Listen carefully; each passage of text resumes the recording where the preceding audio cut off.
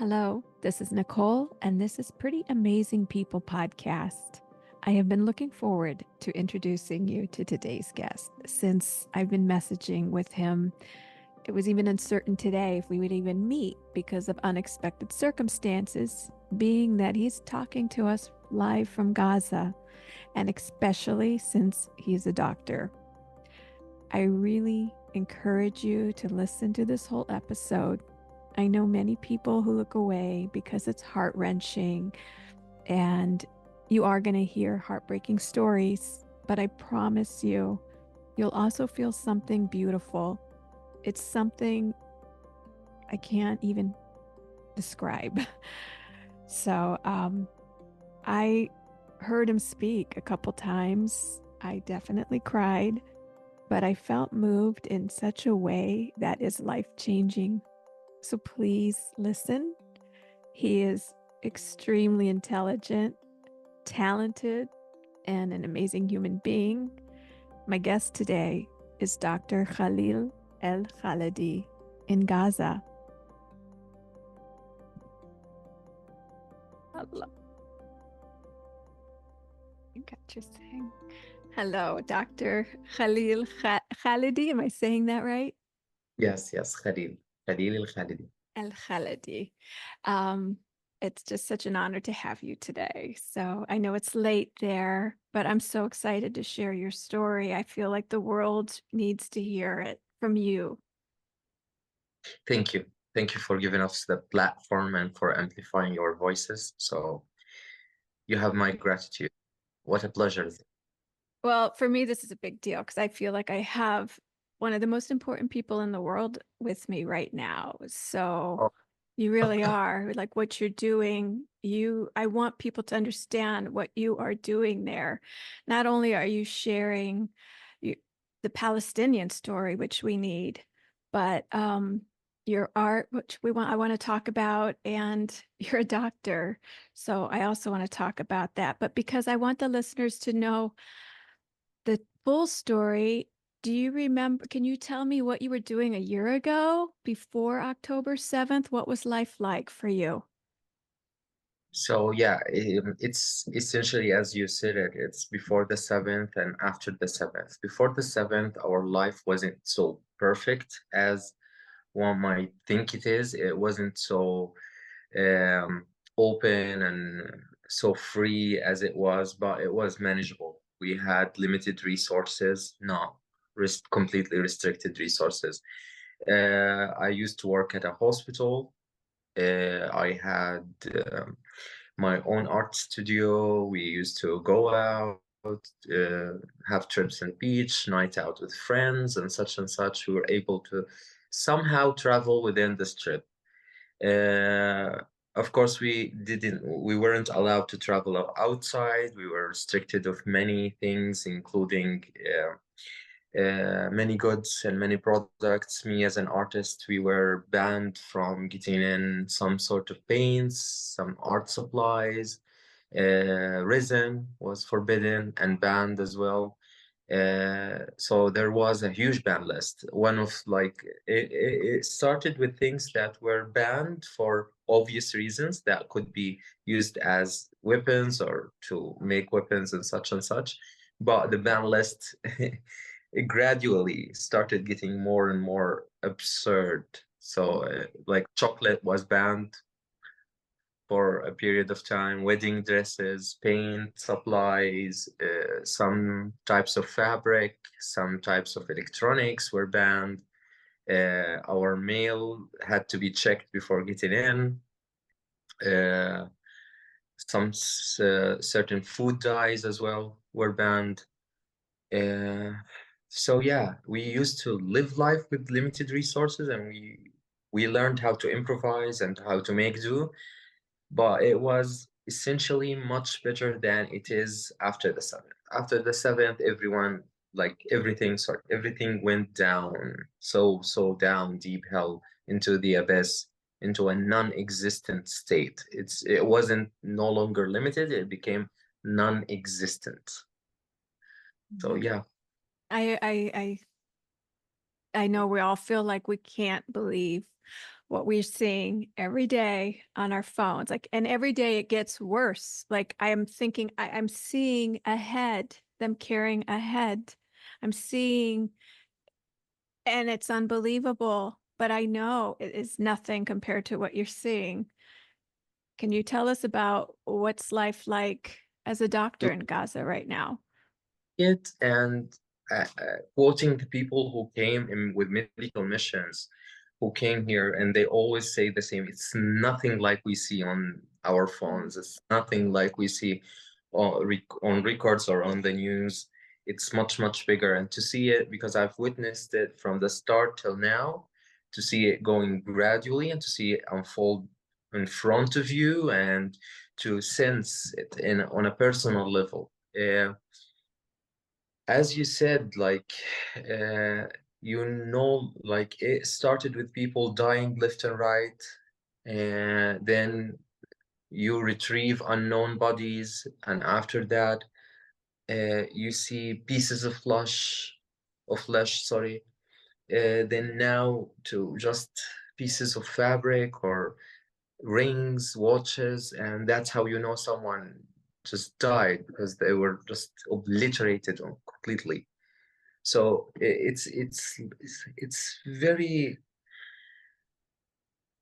I don't know how to describe it, but it's just a spiral. It's like you're spiraling down the abyss of hell, down and down and down and down without and what's scary is that it's become so desensitized and so normalized.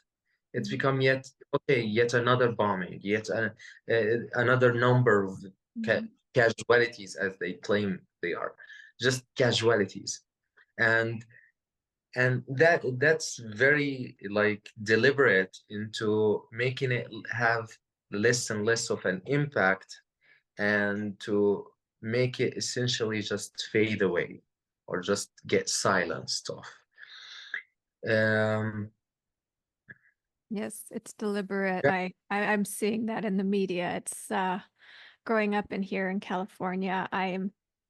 I guess as you say, awake. I grew up Palestinian too, and I, since October, have been studying and learning and having to undo everything I was taught too. Even though I knew in my heart, I know Palestine, I've been there and the beautiful people and faith, but I see the wording, and thankfully more people are actually getting aware of the wording.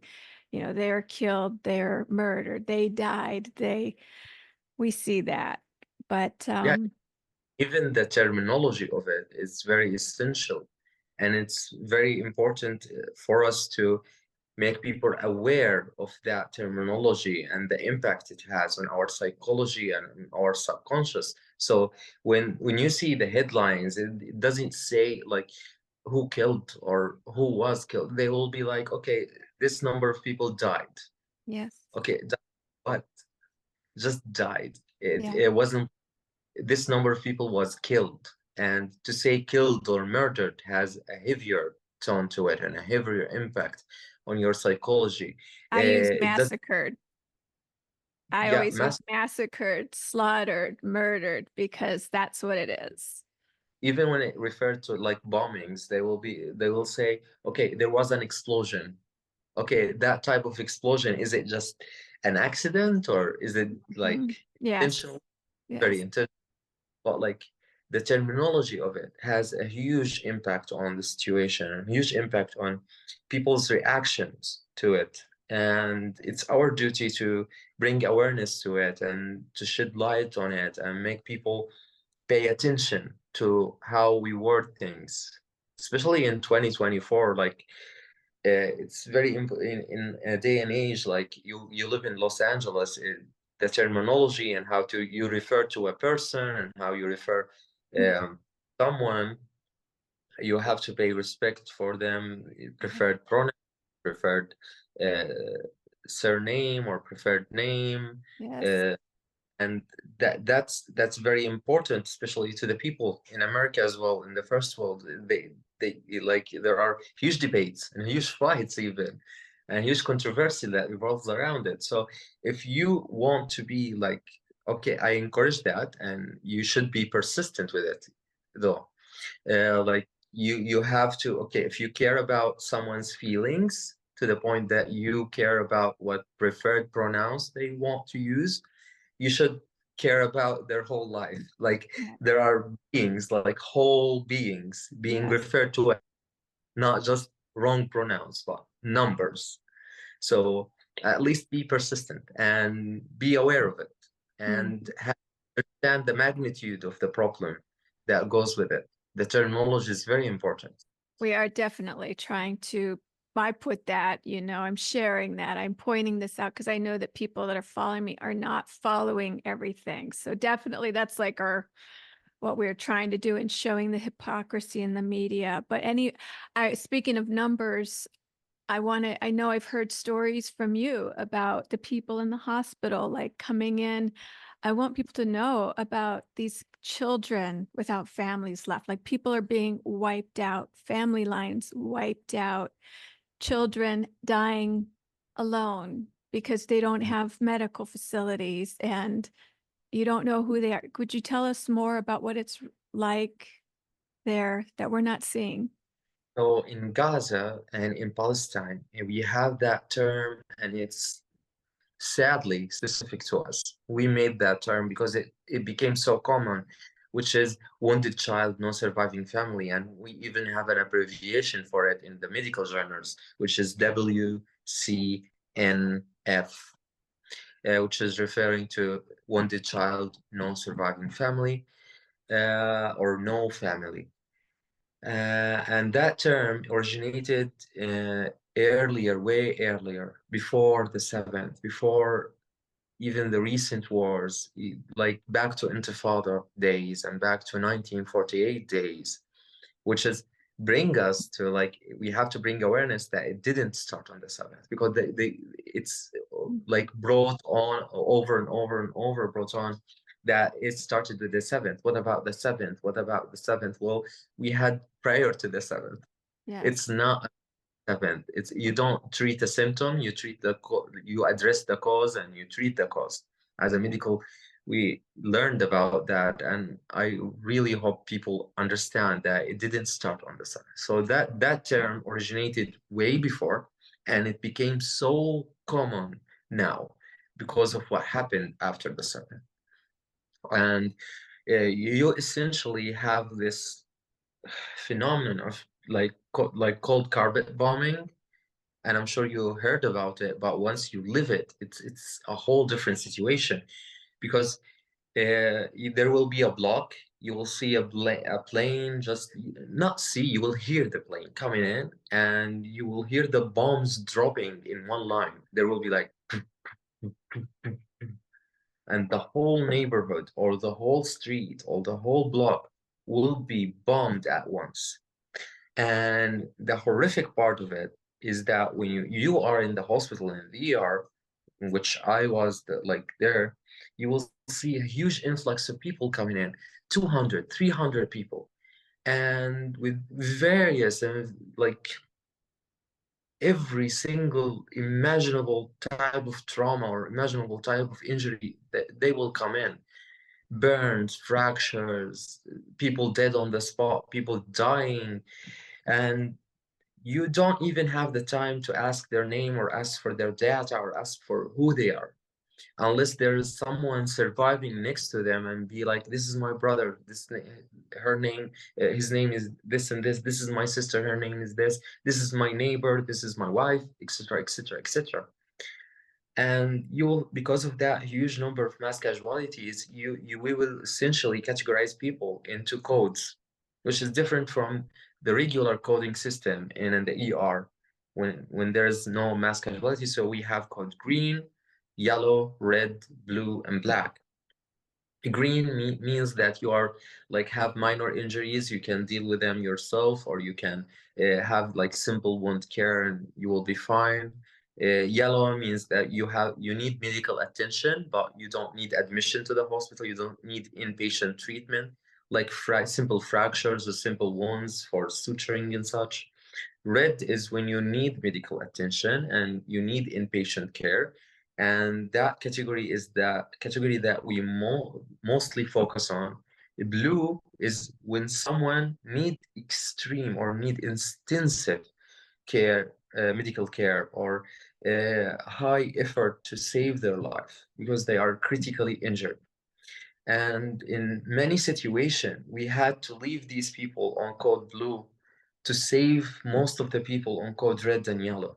Because there's like, if we, I'm sorry for the lack of term, but like it's going to be wasting time trying to save someone of code blue while you can save 10 of code red.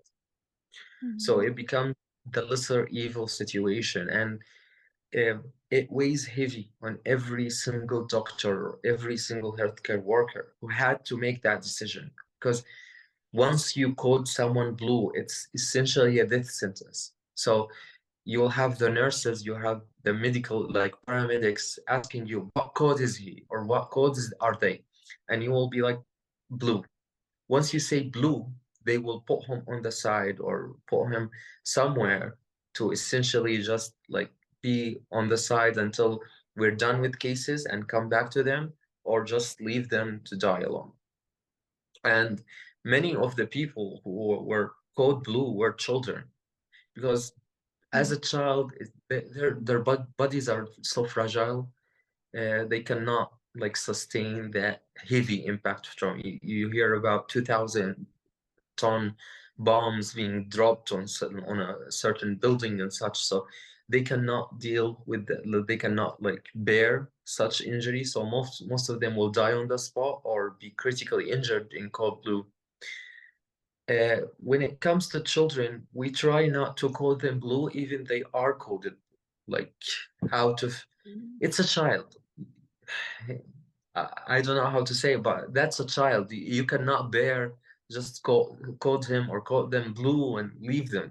Yeah. So you essentially try to do your best at least to stabilize them. So one of these children were the child that was sadly numbered 991 because there was no one left, and he was unconscious and you couldn't retrieve any of his data. So you just put a number on the spot just to label things and make the medical care process go faster by like taking blood samples, taking x-rays and such and such. You have to label them to not be mixed up with other patients.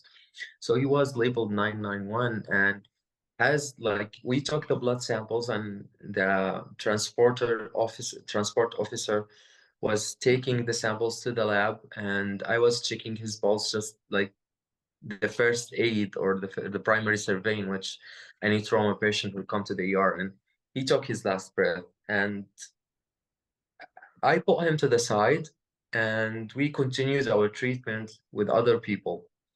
And it was 3 hours, and that child was just left on the side. Nobody picked him. Nobody asked for him. Nobody was like, "Where is my kid?" or "Where is my niece?" or "Where is my nephew?" or "Where is my cousin?" Nobody asked about him. So they told me, "Did anybody claim this child?" I was like, "No." So they were like, "Let's take him to the morgue." And they took him to the morgue, and he was later on buried in a mass grave. Um, and later on that morning, the officer came up to me and he was like, "You know what's in like he was checking his pocket because he forgot that the samples are in bullet. It was like, oh, that's the blood of that child. What to do with it?" I was like, "Okay, give it to me and I will get rid of it." And I forgot even. So the morning after, I was like, "Oh, okay." The idea came up to me because he wasn't the first one and he wasn't the last one, and I didn't hear or didn't see anyone talk about that thing or talk about what it is like. It's just numbers, it's just scenery, it's just Mhm. the gruesome aspect of it, not the human aspect of it, not the stories told. And because you live in that situation, you ask yourself, what would it be if I was in their place? What would it be if Yeah. someone I know in their place? To just go completely forgot, like you haven't existed even. and nobody knows about it. Nobody talks about it. While, and ironically, I was checking on my phone and I saw someone grieve their dog. And I was like, okay, someone is making a funeral for a dog that died of natural causes. And you see here humans I know. don't even receive that. Yeah. Like it, it's so like I felt that we are so like beneath and so subhuman about it. So it was like how to describe it. It was like more of an angry reaction while I was painting that child, and it was like I don't know, like I wanted when I was painting it to just say like, look, I know it's like gruesome, and I know it's quite taboo, and it will spark an controversy, and it will make people shocked, and it will make people even like curse me or tell me how dare you. But I was like, you don't care anyway, so just look. I'm painting with blood, and not just the blood of anyone, but a blood of a child who was murdered, and that child was left alone. Nobody told, like, nobody bid him farewell, nobody hugged him, nobody talked about anything about it, and it just happened. So I was like, so when I did that painting, I was like, I want you to look. It was almost like a scream, like, look, I want you to wake up. I want you to see it's not just numbers. It's not just a political statement. It's not too complicated to discuss. You have children dying. Yeah. And to think about, like, it was constantly brought up, the beheaded babies thingy, Hmm. rumor and lie about. And I was like, okay, we have actual people. Yeah. I am using their blood. Okay. I'm not I'm not making up things. I'm not imagining things. I'm not uh, over like dramatizing the thing. It is happening, and I don't need to add any drama or any theatrics or anything. It's just happening. So just wake up and look. And unfortunately, it got even worse. And lately, you will see after bombings, you will see just Yeah. pieces of flesh being thrown into Yeah. the hospital in the morgue. And when someone asks for someone that they are missing, like, okay, yes, the unknowns is something, there's no one to retrieve them, but it's another thing when you have someone looking for their daughter or looking for their baby, and you cannot even know where the baby is. You just see pieces of flesh, and you just be like, okay, what's their age? They will tell you 10. So you will estimate, okay, 15 kilos. Just weigh 15 kilograms of human flesh and give it in a plastic bag, like a garbage bin bag, the black one, and be like, this is your child. What world are we living in to give a father or a mother their child in a plastic bag cut into pieces? Like there are videos of like a father who the only thing he got out of his baby girl was like 2 or 3 years old, just her like foot and the sandal, and he identified her by the sandal he bought her days prior. So what do you expect from someone who lived through this or had to go through this? And it's so fascinating, and I'm so proud to say, like, so proud of how my people are handling it with faith, and they are not vengeful. And one of the mothers who was like being interviewed in front of me, and they told her, what do you want to tell the world? She said, you're so lucky, we aren't vengeful. She said it to the world. And I kept thinking about it. Like, yeah, we are the only people who aren't vengeful. Mhm. Like you see people seeking revenge, like what happened in the seventh. Look what happened to us in revenge to what happened in the seventh.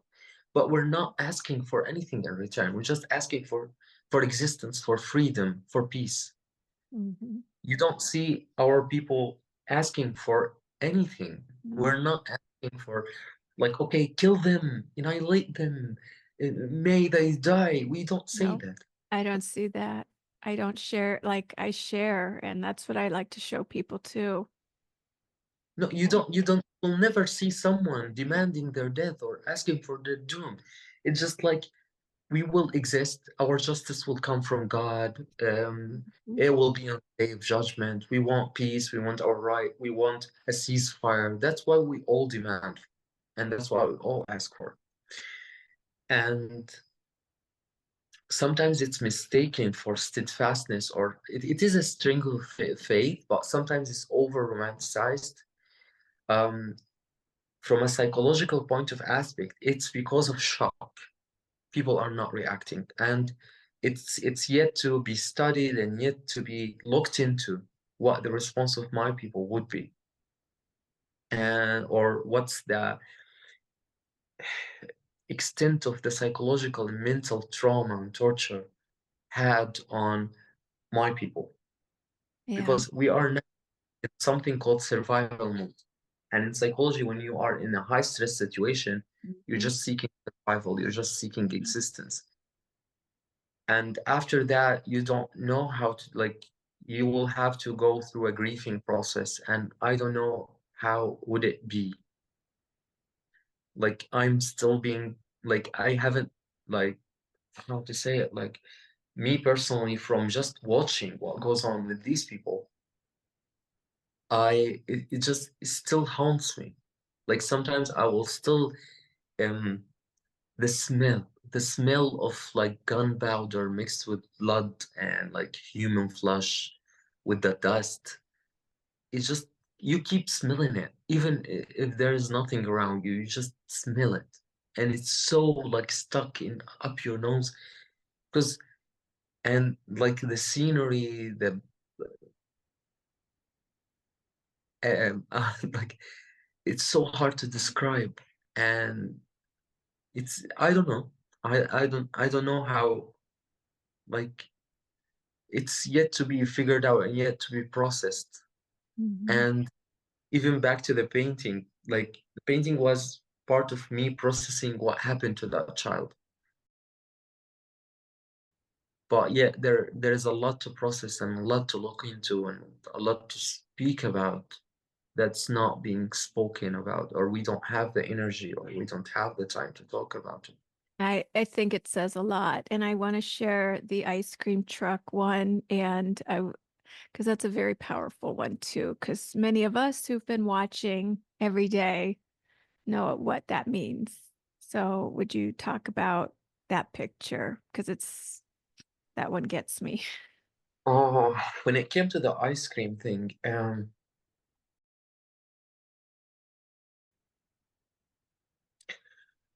I remember when they first got it in the hospital, and the children who were seeking refuge, because people get their houses obliterated, so they stay in the hospital or around the hospital. And the children gathered around it because they thought there was ice cream in it. Uh, um, and once they like opened it and it was empty, children got away from it. But with time, they started filling them up with the cadavers of like the people who were killed, and just to preserve them until the Martyr parade, which is a Martyr parade. To explain it to you, yeah, it's because you will have this bombing happening all day long, people dying and being brought to the morgue, and from sunset till the next dawn, these people, like, you cannot travel or walk around at, like, in the, like, in at night or in the dark, because you will be targeted, because you will be a suspected person and you will be targeted immediately. So the families of these people will not be able to go to the hospital to check on the injured, or Mhm. to claim, or to see who died, or to receive them. So they will remain in the morgue. And because the morgue was so filled, they brought in the ice cream trucks to preserve these bodies until the next morning. And in the morning, they will bring out all of these cadavers and they will spread them all across the yard. I can send you pictures, see it. And it will be like like a sale sort of thing, in which you see, like, they are spread and their faces, if they had faces, their faces exposed, and you'll see people walking in between them checking.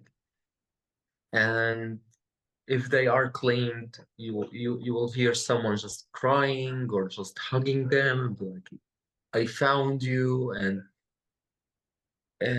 in many cases, back to our first situation, the wounded child, no surviving family, or no family. Most of them are children, and they're like, "Come here, my child, come here, our dear child. Do you know anyone from these people?" Um, like, the world, like, when it's said from the tongue of a child, it's different than when it's said from someone grown up. And there are videos online all over it about it. You will see a child be like, "This is my mom, this is her hair tie," or "This is my dad, that's his clock," Mhm. or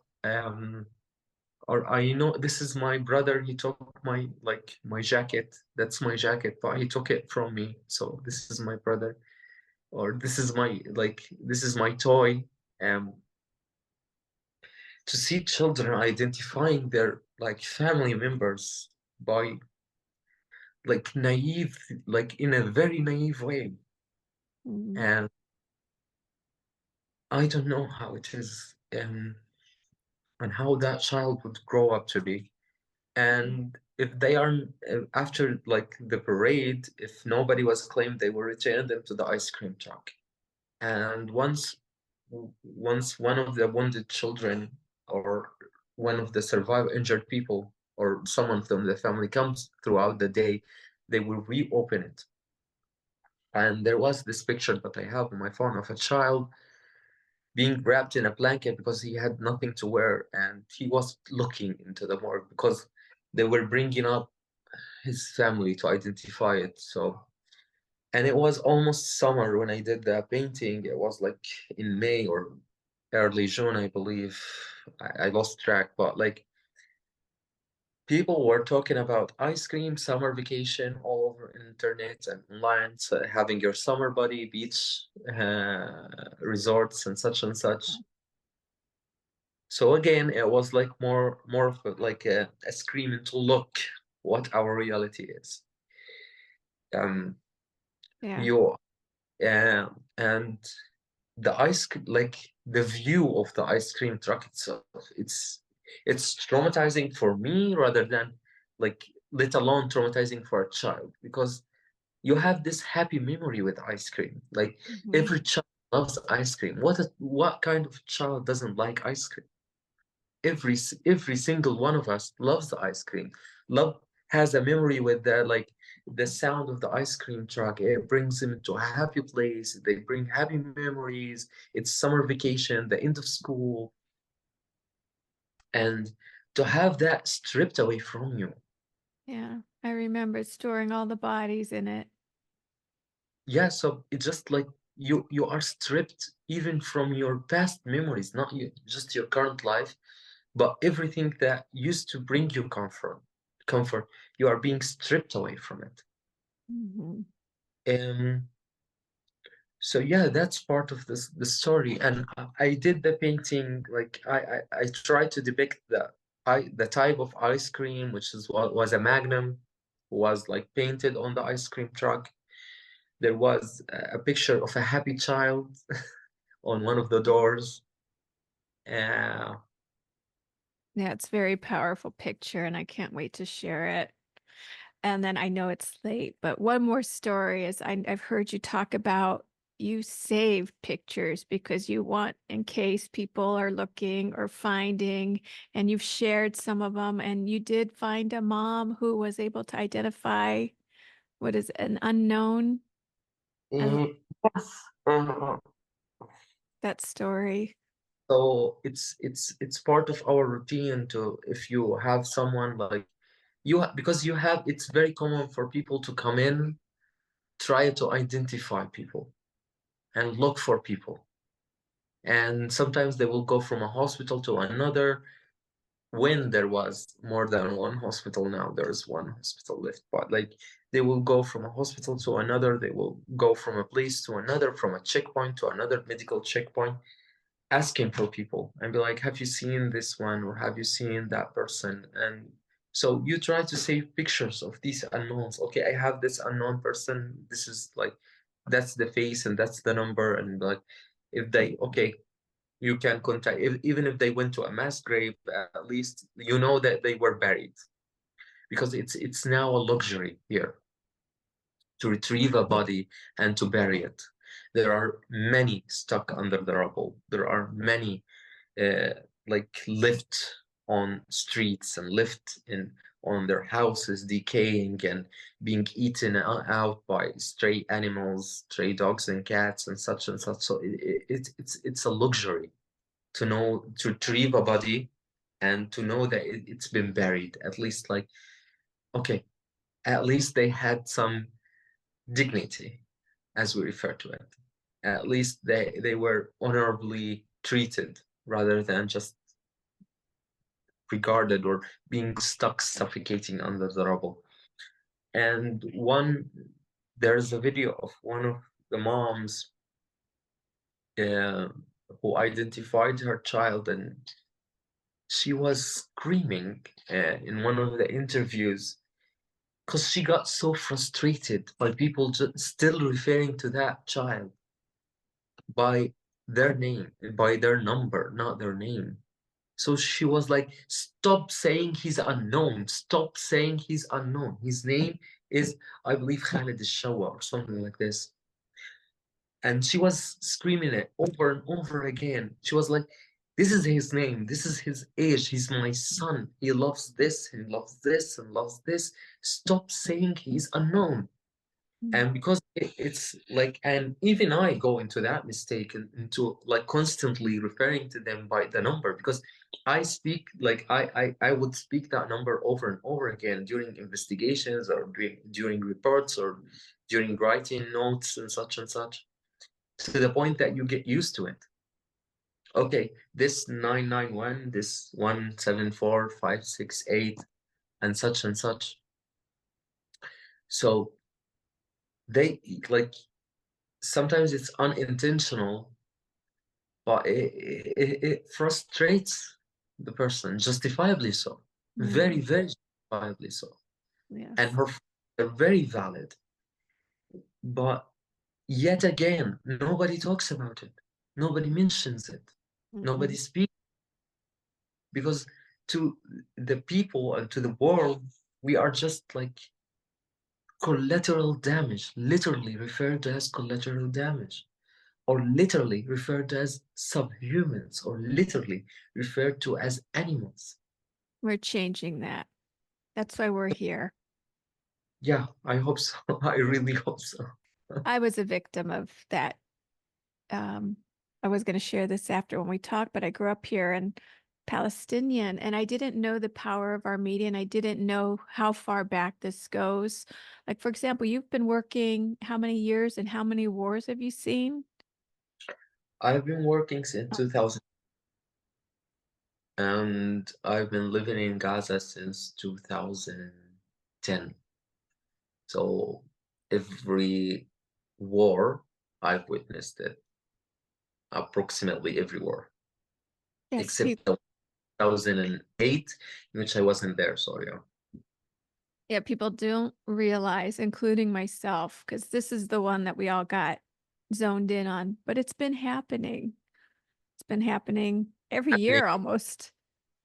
for a very, very while. It's been happening. Actually, they have a terminology for it, which is disturbing, but they call it mowing the lawn, in which every few years or few months you will just mow the lawn. Yes. Yeah.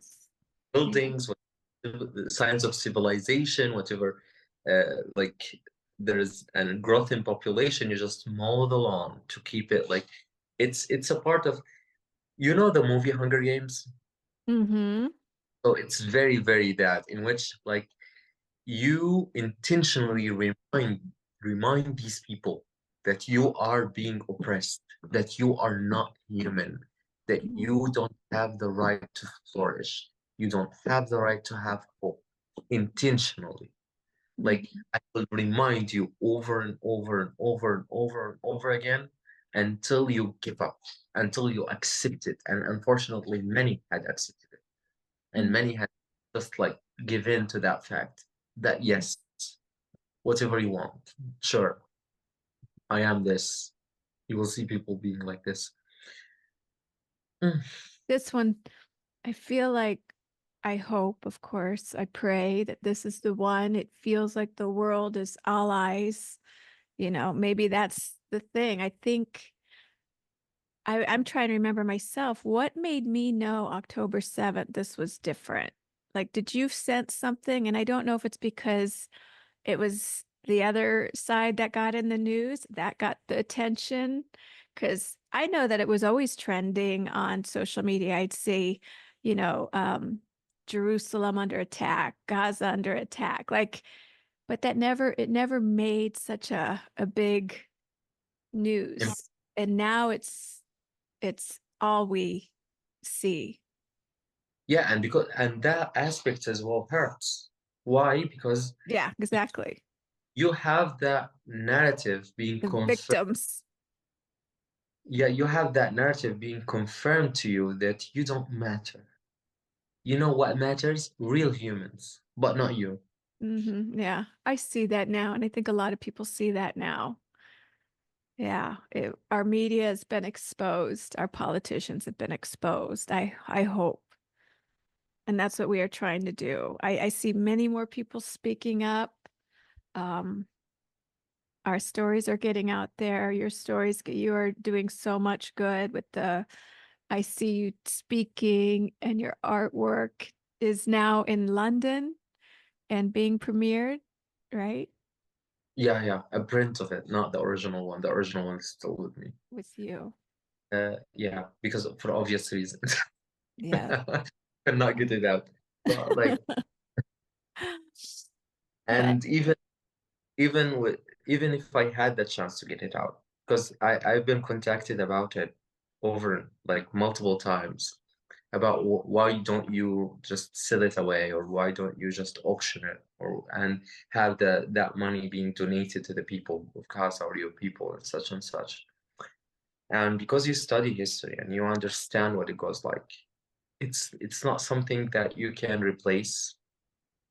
It's not something that you can buy or sell. It's not for me. It's not mine. I don't have a say on it.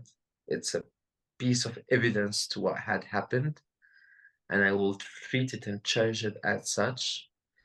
Um, may it be like a testimony of what goes on rather than something you just like, because once it's been auctioned or price tagged, it loses every single value. It goes Mhm. back whole like the whole concept about what goes on of that painting, and the whole idea behind it is that we are not numbers. Wake up. So once you put a number on it, you're like, what's your idea? It loses everything that it holds and loses its value. So no, and I wouldn't lie because I'm very space not skeptical of how would it be handled, or if were to send it, or would it go. So I'd rather it be with me. So Yes. let's you don't know what happens in the future, but yeah. But a print of it is put on display in London along with the video about it. Good. And it's priceless. I agree with you. Hold on to it because it is priceless. Just like I want people to know that you are one of the most valuable people we have on earth right now. You've been Human. so generous. Is there one last message that you want to tell people that aren't following on social media and stuff a message I can tell or give? And Okay, so a message I would tell the people is to knowledge is the best thing that you can possess, and it's the thing that makes you higher than every single creation on this earth. We were gifted free will and knowledge with it, and we are the only creatures that are able to name things and able to communicate and able to document what goes on with us for the sake of collective knowledge. So pay attention, educate yourself, learn, read about your history, read about what goes on around you, acquire that knowledge and utilize it in the best way possible, and question everything around you. Don't take anything as it's been said. Don't take anything as it's been given to you.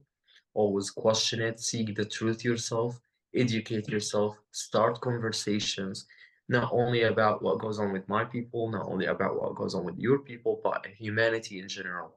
Because this is what makes us human.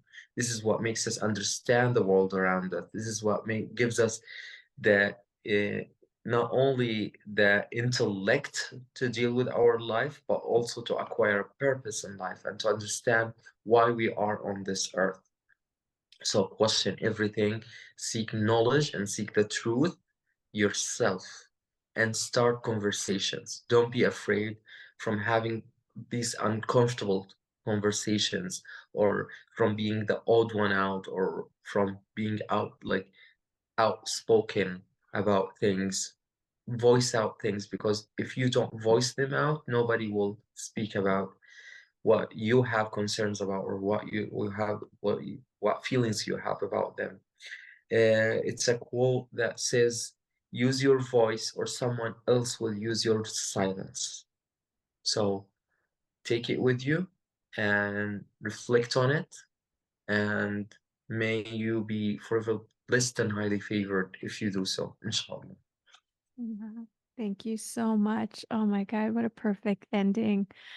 Praying for you. And thank you so much for being so generous with your time, Dr. Khalil El Khalidi. The honor and pleasure is all mine. Thank you for listening. Wished we were still recording, but this personal conversation we had, getting to know him, was even more heartwarming. So hopefully we will be talking to him again and you can hear. Follow him. I will share his Instagram link, support his artwork. And yeah, we talked and we both shared like there were times in our lives that we didn't even talk about being Palestinian because I guess the influence out there. But once we both realized what a gift and what a special place we come from, his grandfather, may he rest in peace, uh, explained to him that the Khalidy families were the gatekeepers to the Library of Jerusalem. And so much history. And I've been told that by my family. We have so much history, and I hear the stories, and they're pretty amazing. Hopefully, we'll be sharing more. So, he left me with so many beautiful words I'm still reflecting on, and they actually helped me and comforted me. And it's something you can't explain, but I know a lot of people, that we're protesting, we're speaking up, we're fighting for them because if you know them, it's unbelievable the beautiful people they are. Like, they worry about us, and I've shared this. They care about us. even while they are in the midst of this horrific genocide, they worry and even sometimes say, "Oh, I wouldn't want to be in your shoes." So it's just they're very special people. So I'm glad you listened. And I'm just grateful for my new friendship with him. He's my brother, and I'm grateful to share these stories with you and the conversations I get to have with you because of them. So please share it. Please like it. Please subscribe. And just remember, please don't stop talking about Palestine. And I have another amazing guest soon. This one's going to be hard to top, but I have got great ones in line. So bye for now.